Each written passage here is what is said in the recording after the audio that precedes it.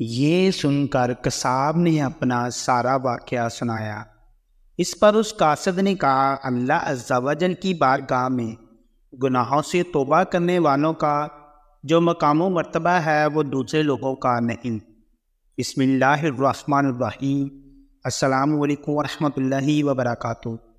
بنی اسرائیل کا ایک قصاب اپنے پڑوسی کی کنیز پر عاشق ہو گیا۔ اتفاق سے ایک دن کنیز کو اس کے مالک نے دوسرے کو کسی کام سے بھیجا۔ قصاب کو موقع مل گیا اور وہ بھی اس کنیز کے پیچھے ہو لیا۔ جب وہ جنگل سے گزری تو اچانک قصاب نے سامنے آ کر اسے پکڑ لیا اور اسے گناہ پر آمادہ کرنے لگا۔ جب اس کنیز نے دیکھا کہ اس قصاب کی نیت خراب ہے تو اس نے کہا، اے نوجوان، تو اس گناہ میں نہ پڑ۔ حقیقت یہ ہے کہ جتنا تو مجھ سے محبت کرتا ہے اس سے کہیں زیادہ میں تیری محبت میں گرفتار ہوں، لیکن مجھے اپنے مالک حقیقی عز و جل کا خوف اس گناہ کے ارتکاب سے روک رہا ہے۔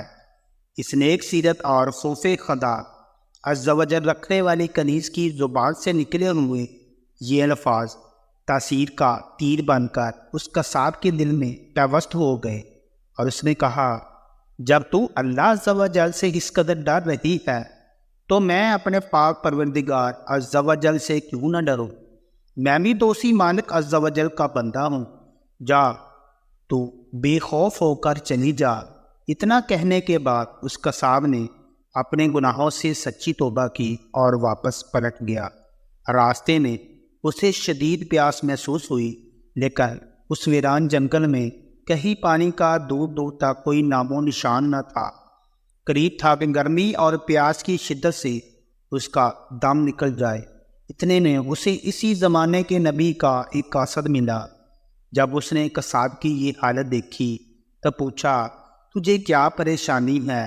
قصاب نے کہا، مجھے سخت پیاس لگی ہے۔ یہ سن کر قاصد نے کہا، ہم دونوں مل کر دعا کرتے ہیں کہ اللہ عز و جل ہم پر اپنی رحمت کے بادل بھیجے اور ہمیں سیراب کرے یہاں تک کہ ہم اپنی بستی میں داخل ہو جائے۔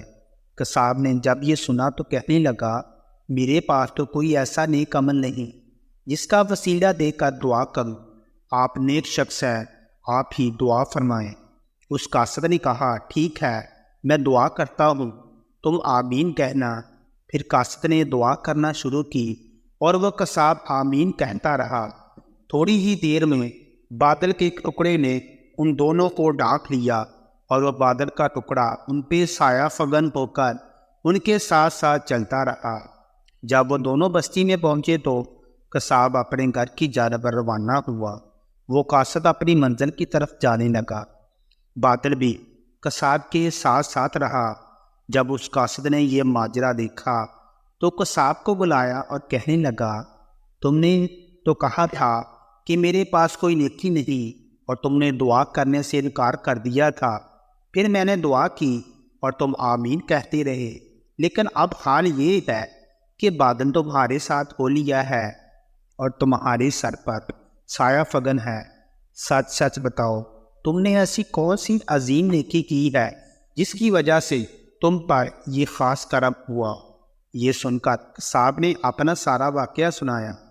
اس پر اس قاصد نے کہا، اللہ عز و جل کی بارگاہ میں گناہوں سے توبہ کرنے والوں کا جو مقام و مرتبہ ہے وہ دوسرے لوگوں کا نہیں، بے شک گناہ سرزد ہونا انسان ہونے کی دلیل ہے، مگر ان پر توبہ کر لینا مومن ہونے کی نشانی ہے۔